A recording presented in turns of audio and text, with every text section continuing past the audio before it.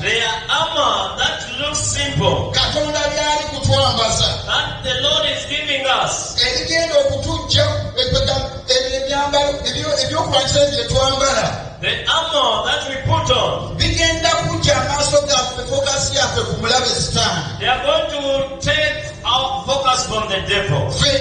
Maaso gaffe tutandike okugatunuulira Katonda. So that our eyes can focus on God. Kati bwe tunaayongera okutunuulira Katonda. The more we lean on God. Nga amaaso gaffe tugaggye ku bintu byonna bye tutunuulira ebitwetoolodde. The more our eyes will be diverted from the things around us. Then Katonda agenda kulwana ku lwa kirombe. The Lord will fight on our behalf. Then Katonda agenda kukyusa kirombe. The Lord will change kirombe. Then Katonda agenda kwegulumiza. The Lord will exalt himself. Amaaso gaffe gatunuulire Katonda. Our eyes will focus on God. Galeme kutunuulira emitima emikakanyavu. It won't focus on the Galeme kutunuulira ebiremesa. It will not focus on the Naye amaaso gaffe gatunuulire Katonda. but it will focus on God. Bwe tunaatunuulira Katonda, Once we look on God, Katonda agenda kumenya ebiko. the Lord will break the Jericho. Hallelujah. Amen. Kati we need to be obedient to God. So twetaaga kubeera bagomvu eri Katonda. No matter oyinza okulaba omulabe nga awa amaanyi okusingako. Seeing so that the enemy might